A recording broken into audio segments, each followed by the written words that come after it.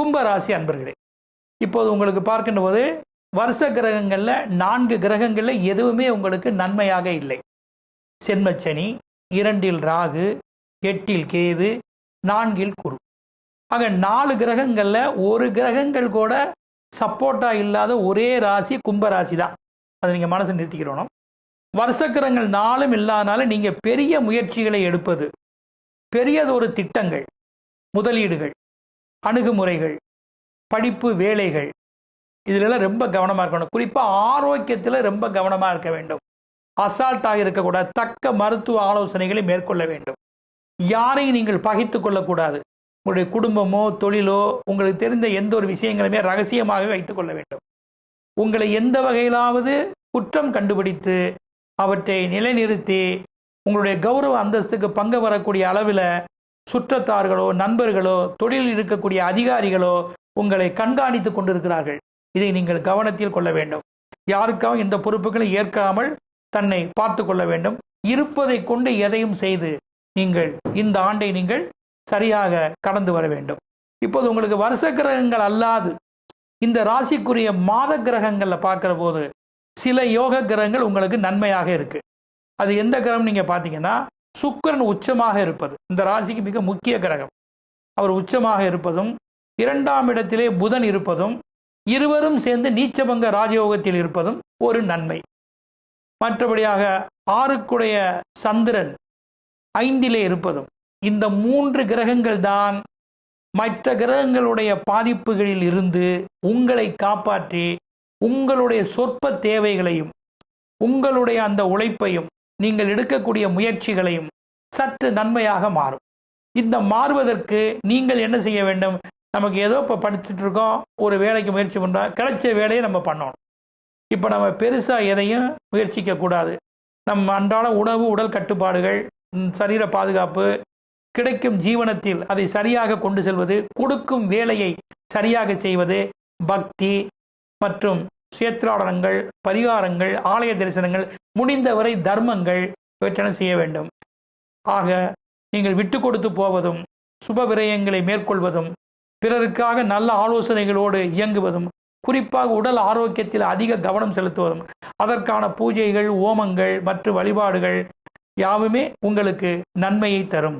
அந்த நன்மையை தருவதற்கு இந்த 3 கிரகங்களும் உங்களுக்கு ஒரு மார்க்கமாக இயங்கும். இதை நீங்கள் மனதில் கொண்டு தனக்கு கிடைப்பதை நினைத்து இந்த ஆண்டிலே பெருமை பெற்றுக் கொள்ள வேண்டும். உங்க ஜாதகத்தில் இப்போது சுக்கிரனோ புதனோ சந்திரனோ தசாபுத்தியாக இருந்தால் இந்த ஆண்டில் இந்த வருஷக்கிரகங்கள் ஏற்படக்கூடிய கெடுபலன்களிலிருந்து மீண்டு நன்மையான பலனை நீங்க அடைய வாய்ப்பு இருக்கிறது. அப்படி இல்லையேல் உரிய பரிகாரத்தின் மூலமாக உங்களை நீங்கள் தற்காத்து கொண்டு கிடைக்கும் ஜீவனத்திலும் குடும்பத்திலும் சரியாக எதையும் செய்து இந்த ஆண்டை ஏதுவாக கடந்து வருவதே நல்லது.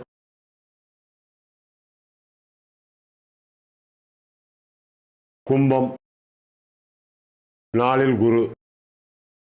அன்பார்ந்த சுதர்சன் அஸ்ட்ராலஜி ரெமடிஸ் நேயர்களே, நாளில் குரு வந்தால் மிகுந்த கஷ்டம். ஏற்கனவே ஜென்மச்சனி வேறு. குரு நாளில் வரும்பொழுது தான் துரியோதனன் படை மாண்ட காலம். அப்படி வரும்போது நிறைய பெரியவர்களுடைய தொடர்புகள் உங்களுக்கு கட்டாய் கொண்டே இருக்கும்.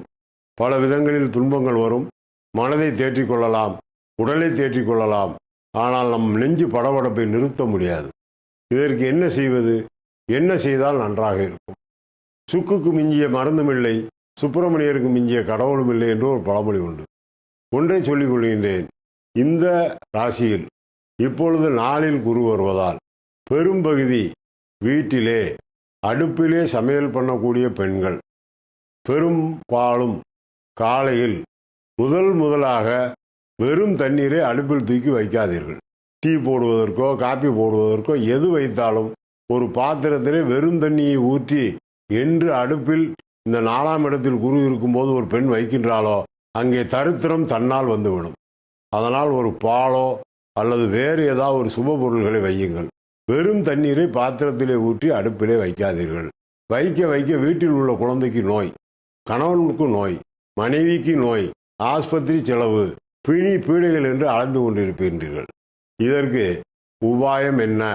இதற்கு நான் என்ன செய்ய வேண்டும் என்று கேட்டால், சிறிதளவு நீங்கள் சாப்பிடுகின்ற உணவு, தினமும் சமையல் பண்ணுகின்ற உணவை சிறிதளவு எடுத்து சென்று உங்களுடைய பூஜை அறையிலே வைத்து அந்த பூஜை அறையில் இருக்கின்ற தெய்வங்களுக்கு காமித்து விட்டு அதன் பின்னால் சிறிதளவு உணவை காக்கைக்கோ பசுவுக்கோ ஒரு நன்னெறி படைத்த ஒரு பிச்சைக்காரர்களுக்கோ அளித்துவிட்டு அன்னதானம் செய்ததாக நினைத்துவிட்டு சாப்பிட வேண்டும். இது முடியுமா முடியாதா, தினசரி இதை செய்ய முடியுமா முடியாதா என்று கேட்பார்கள். அப்படி தினசரி செய்ய முடியாதவர்கள் தயிர் சாதம் வியாழக்கிழமை அன்று தயிர் சாதம் போட்டு ஒரு 3 நபர்களுக்காவது முதியோர்களுக்காவது தானம் செய்தீர்களானால் நிச்சயமாக கும்பராசிக்காரர்கள் நன்றாக வாழ்வீர்கள் என்று கேட்டுக்கொள்கின்றேன்.